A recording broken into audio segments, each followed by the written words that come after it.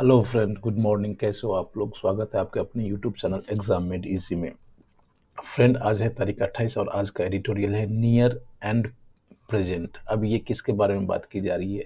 Near and present ये है अभी जो हाल फिलहाल में अफगानिस्तान, जो कि आप देख रहे होंगे ये इंडिया का बॉर्डर है इस तरह से, और ये अफगानिस्तान है। तो ये नियर और प्रेजेंट यहाँ आजकल मतलब 2 दिन पहले वहाँ टेरर अटैक हुआ था, राइट? मीन्स बम वहाँ ब्लास्ट हुआ था, उसको लेकर के ये दिखा रहा है, ये आर्टिकल है। Let's start. India does not have the luxury of distance. Luxury मतलब क्या होता है? एक तो आप देखते हैं लग्जूरियस थिंग, जो बहुत ही लग्जूरियस थिंग होता है। यहाँ लग्जरी मतलब हो गया नॉट दैट एंजॉयबल सिचुएशन। वो बहुत आनंद में समय नहीं है, बहुत अच्छे वाले दिन नहीं है इस तरह से। So luxury of distance from the ticking bomb in its neighbourhood. No see, ticking bomb ये किसके लिए यूज हो रहा है? अभी जो अफगानिस्तान में तालिबान ने ऑक्यूपाई किया है और सारे अलग अलग संगठन हैं आतंकवादी के जो वहाँ बम ब्लास्ट किए हैं, उसके बारे में बात की जा रही है। इन इट्स, इट्स किसके लिए यूज आ रहा है? इंडिया के लिए यूज हो रहा है। नेबरहुड मतलब पड़ोसी। कहने का मतलब ये हुआ जो इंडिया के पास अब उतना समय नहीं है, रह गया है, जो कि वो इस खतरा से, जो टेररिस्ट खतरा से वो अब बच सके, राइट?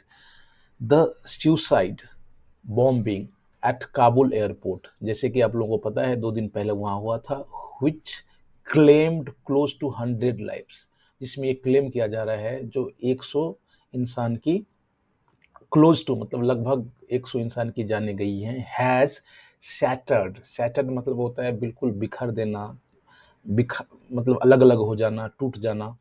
Any residual optimism.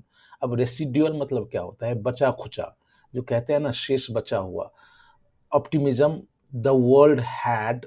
अब यहाँ तक पहले देख लीजिए, ये कह रहा है जो काबुल एयरपोर्ट के पास जो बॉम्ब अटैक हुआ है, सुसाइड बॉम्ब, ये 100, क्लोज टू 100 लाइव्स उसमें चली गई है। ये जो घटना हुई है, जो जो भी बचा खुचा, जो वर्ल्ड का जो ऑप्टिमिज्म था, एक आशा था, वो टूट चुका है।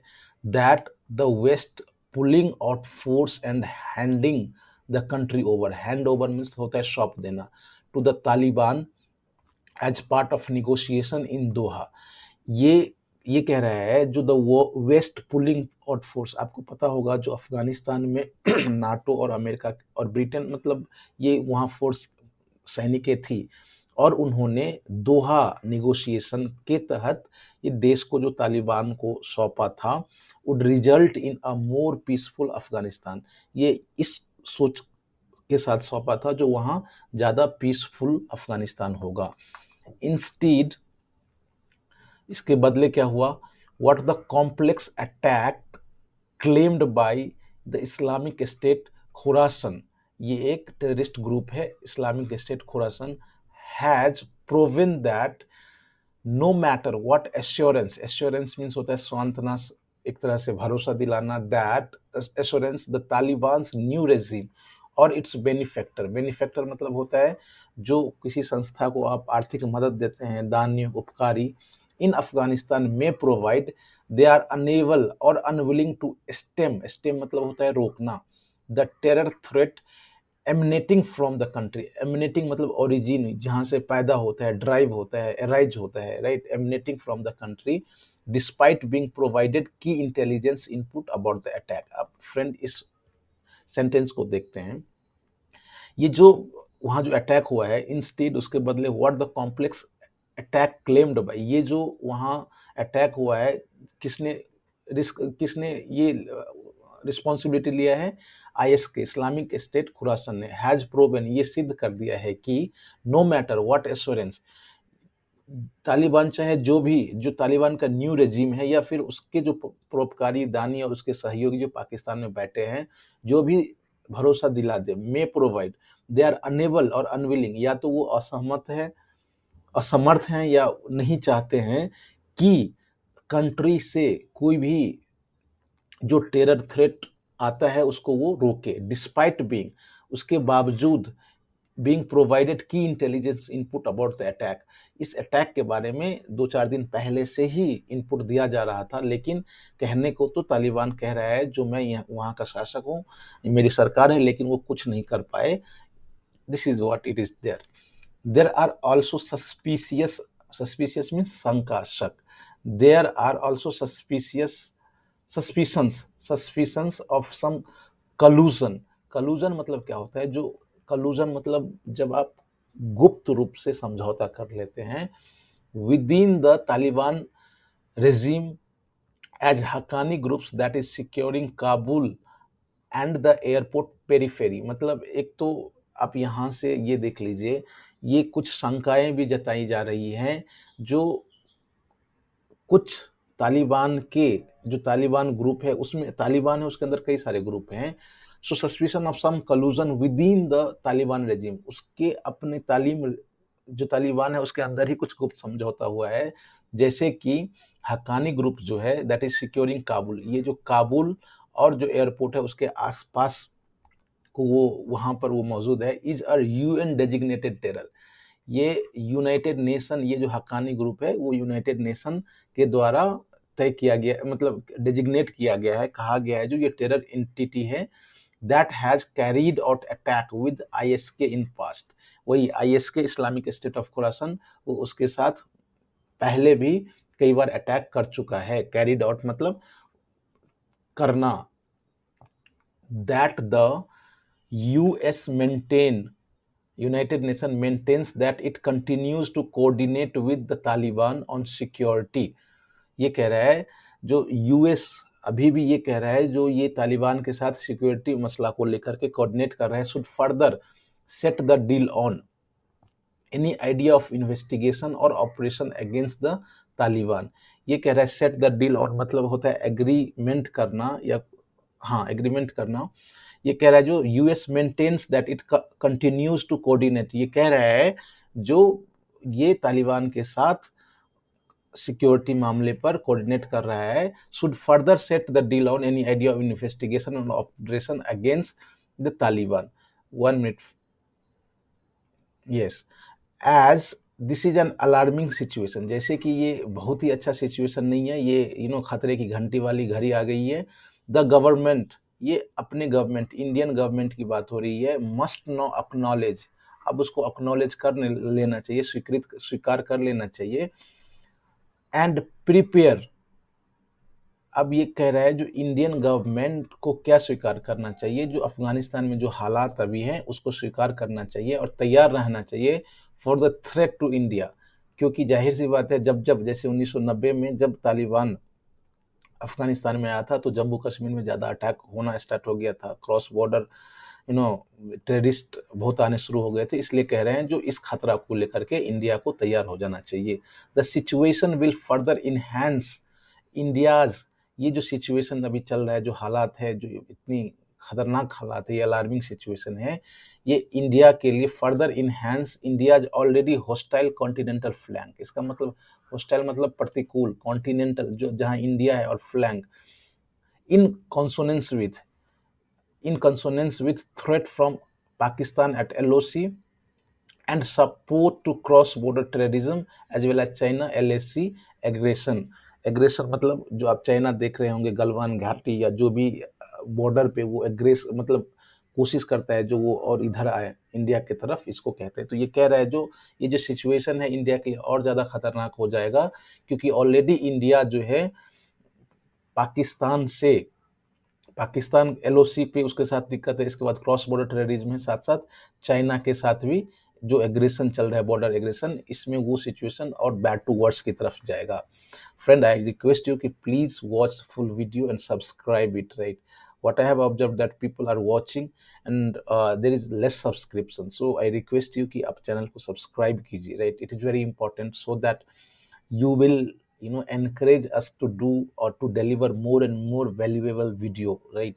so I request you कि आप चैनल को सब्सक्राइब कीजिए और कंप्लीट देखिए, right।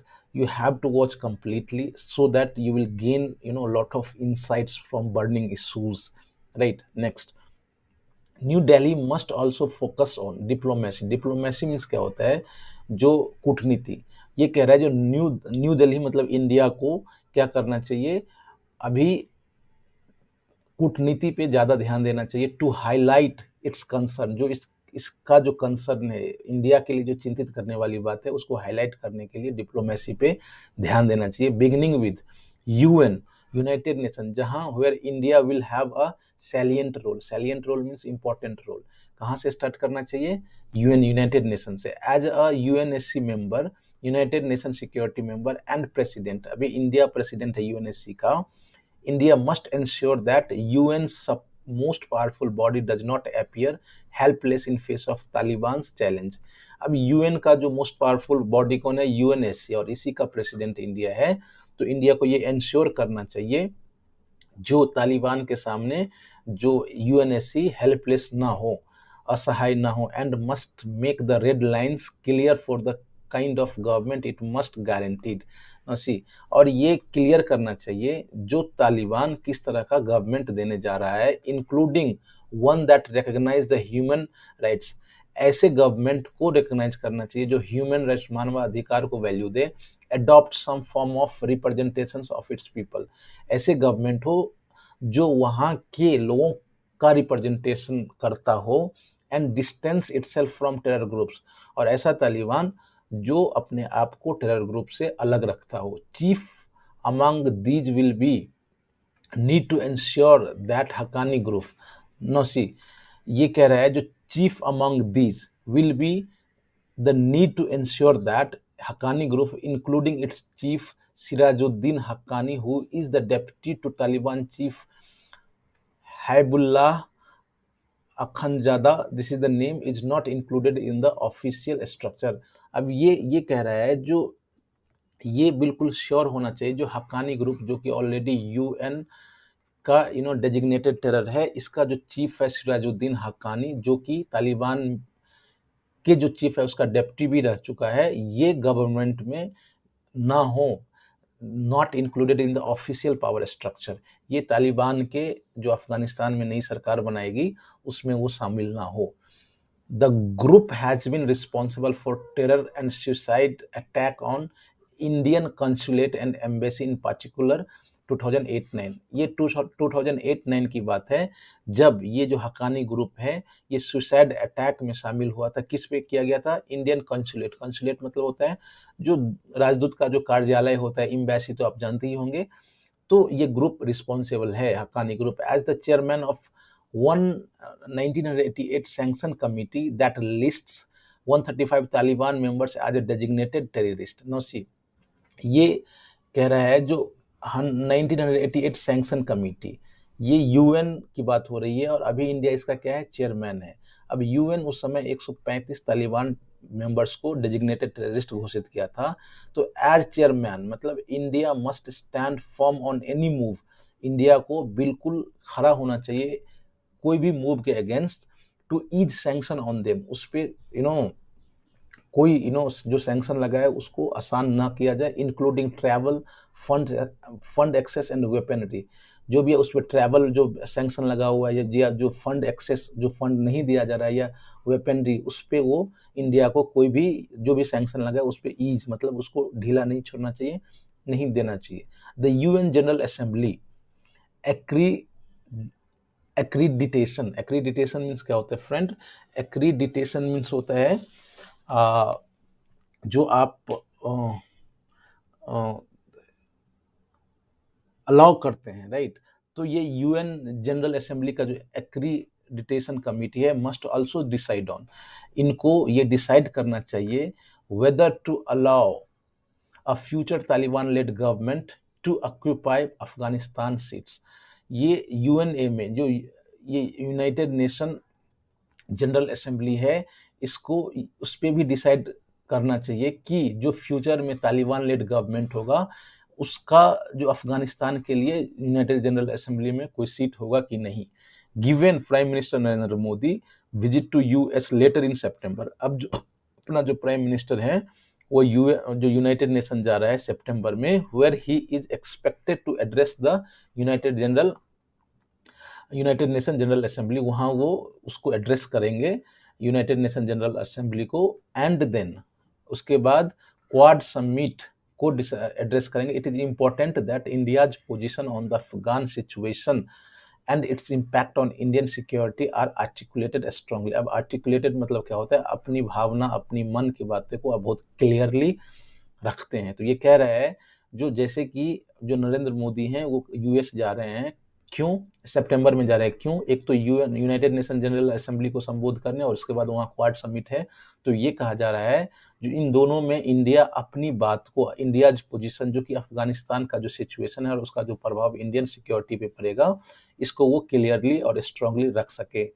Well briefing MPs, briefing मतलब होता है जो आप बताते हैं, संक्षेप में कुछ चीज बताते हैं। एक्सटर्नल अफेयर मिनिस्टर जो विदेश मंत्री हैं एस जयशंकर, उन्होंने कहा said the government is pursuing wait and watch policy. अब जो गवर्नमेंट अभी क्या कर रही है, वेट एंड वॉच, जो अफगानिस्तान में क्या चल रहा है उसको अभी वो वेट एंड वॉच पॉलिसी के तहत देख रही है। But the assume that but that assume the luxury of distance from the ticking time bomb. अब इसका मतलब ये नहीं हुआ जो आप वेट एंड वॉच के तहत जो पॉलिसी अपना रहे हैं, you do not have enough enjoyable time और यू डू नॉट एज्यूम कि आपके पास उतना समय नहीं रह गया है कि आप अपने आप को ये जो अफगानिस्तान में जो अटैक हो रहा है उससे दूरी बनाए रखे in India's neighbourhood which new Delhi does not have. उसके पास वो लग्जरियस समय नहीं है। फ्रेंड, आई रिक्वेस्ट यू कि आप इस वीडियो को कंप्लीटली देखें। इसके कमेंट सेक्शन में जो पिंड किया गया है कुछ इंपॉर्टेंट वर्ड है। फ्रेंड, इसके साथ मैं आपको ये भी बता दूं, जो इस चैनल पर अभी लूसेंट का हिस्ट्री, मॉडर्न हिस्ट्री चल रहा है फ्रेंड्स। 5 आवर्स में कंप्लीट मॉडर्न हिस्ट्री है, हालांकि वो हिंदी में है। आगे आने वाले समय में हम लोग इंग्लिश में भी उसे बताएंगे, आप जाके उसको वॉच कीजिए। और तब तक के लिए नमस्कार, बाय बाय, मिलते हैं अगले लेक्चर में।